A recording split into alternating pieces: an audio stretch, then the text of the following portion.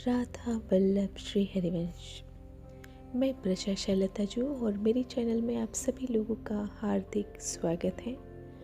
आज का प्रवचन तारीख 18/12/23। प्रेमी उपासक के हृदय की स्थिति क्या होती है?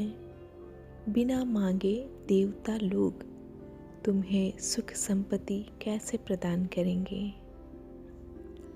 तो मेरी कैचिंग पॉइंट्स यहाँ पे 2 हैं।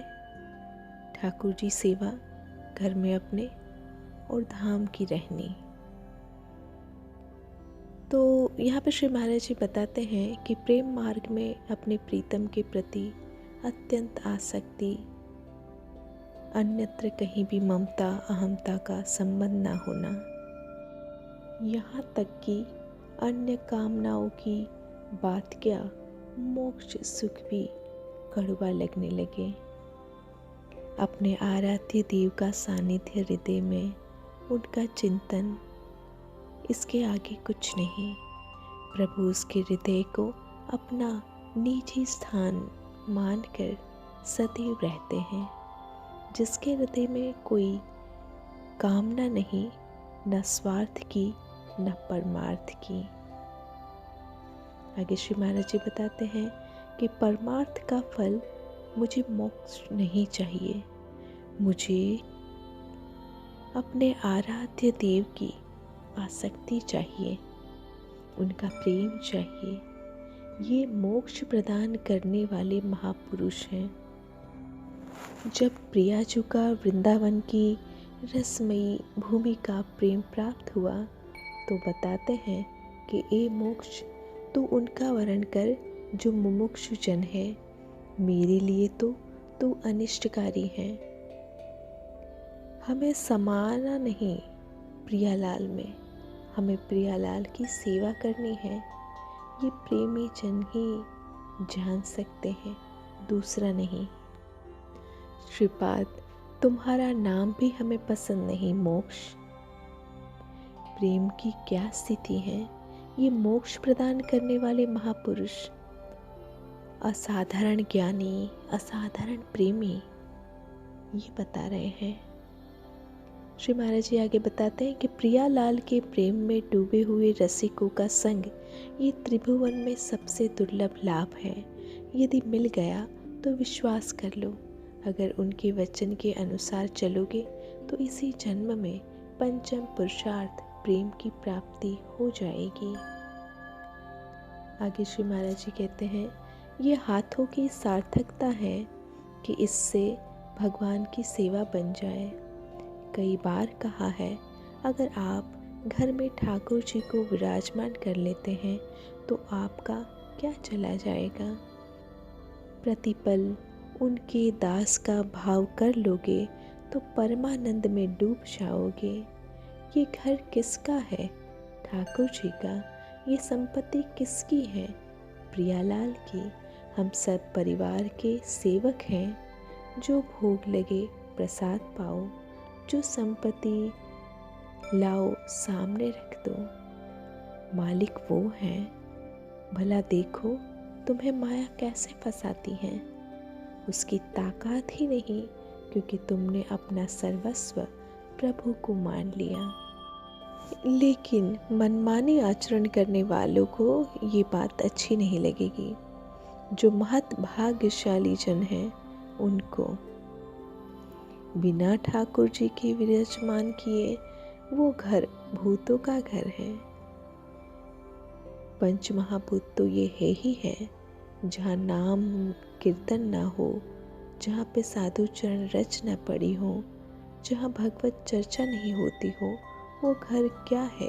भूतों का डेरा है।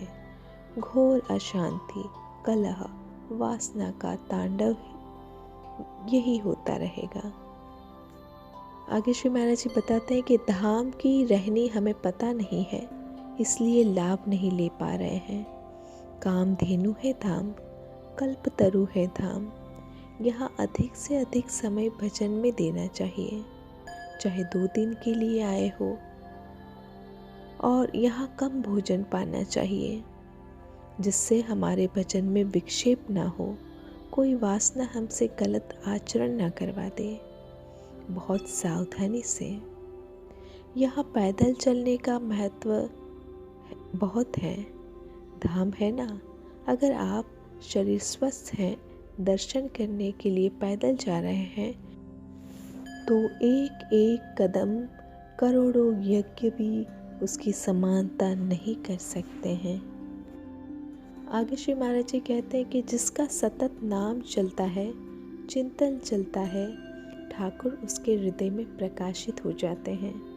अब वो धर्म अर्थ काम मोक्ष देने पर भी नहीं लेता, बस चरण कमलों का चिंतन करता रहता है। प्यारी जू के चरणों में प्रेम धारा प्रवाहित होती है। जो शरणागत जीव हैं, उनके हृदयों में ये धारा प्रवाहित होती है। वही शरणागत माना जाएगा जो पारिवारिक सुखों का आंतरिक त्याग करने वाला, अर्थ के द्वारा प्राप्त सुखों का अंदर से त्याग करने वाला, साधन के द्वारा प्राप्त सुखों का अंदर से त्याग करने वाला। गौर चरणारविंद की एकमात्र ठसक और एकमात्र सुमिरन, उसके हृदय में प्रेम रसधारा सतत बहती है। जहाँ भगवत आश्रय दृढ़ हुआ तो विषय विकार हटाने नहीं पड़ते, अपने आप हट जाते हैं। जैसे सूर्योदय हुआ, अंधकार नष्ट। अन्य कोई है ही नहीं। कोई तुम्हारा हित कर रहा है, इस रूप में प्रभु मेरा हित कर रहे हैं। कोई तुम्हारा अहित कर रहा है, तो इस रूप में प्रभु आकर मेरे राग का नाश कर रहे हैं। बड़ी कृपा है हम पर, प्रभु के सिवा किसी को नहीं मानेंगे।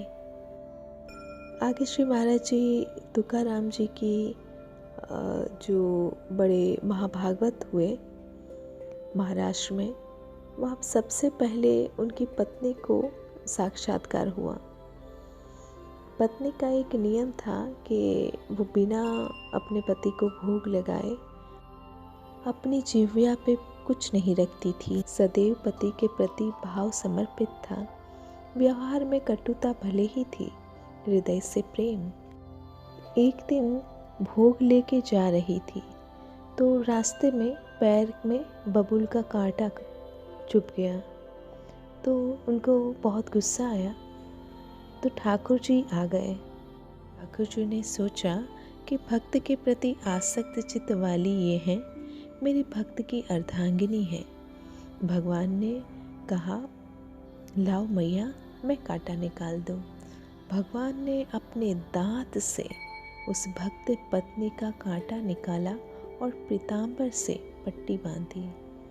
जब तुकाराम जी ने पूछा और सब बताया तो तुकाराम जी समझ गए, ओहो तुम्हारे पर इतनी कृपा।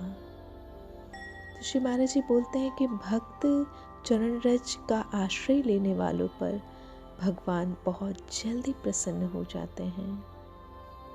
आगे श्री भगवान अर्जुन जी को बताते हैं कि मनुष्य के पास जो शरीर है, जो योग्यता है, जो पद है, अधिकार है, विद्या है, बल, जो कुछ भी है, वो सब भगवान ने दिया है। अंत में सब छोड़कर जाना होगा। इससे भगवत भाव करके, दूसरों की सेवा करके अपना काम बना लो। बैंक बैलेंस यही रह जाएगा। जो दूसरों की सेवा के लिए भगवान ने दिया है, ये न जानकर ये सब मेरा है, मैं ही भोगता हूँ, ये सोचता है, यही उसकी दुर्गति का कारण है। शरीर संसार का हिस्सा है, उसको सेवा में लगा दो, इसका बंधन कट जाएगा।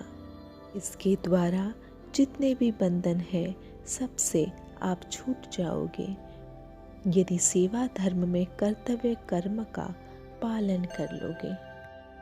हमारे में जो विशेषता प्रभु ने दी है, चाहे धन की हो, बुद्धि की हो, बल की हो, पद की हो, जो भी है, वो दूसरों को सुख पहुंचाने के लिए दी है। अगर कोई मनुष्य इनका दुरुपयोग करने लगता है तो देवी शक्तियाँ उसको दंड देने लगती हैं। कर्तव्य कर्म रूपी यज्ञ वही कर सकता है जिसने अपने स्वार्थ का त्याग कर दिया, आराम का त्याग कर दिया, भोग सुख का त्याग कर दिया। श्री महाराज जी अंत में बताते हैं कि हर सत्संग का सार यही है, भगवत आश्रित अपने कर्तव्य का पालन और नाम जप, किसी के आगे हाथ नहीं फैलाना पड़ेगा। तो इसी के साथ आज के पॉइंट्स को यहीं पे विराम देते हैं। कल मिलते हैं फिर से नए पॉइंट्स के साथ। तब तक के लिए thank you so much. Radha Vallabh Shri Harivansh.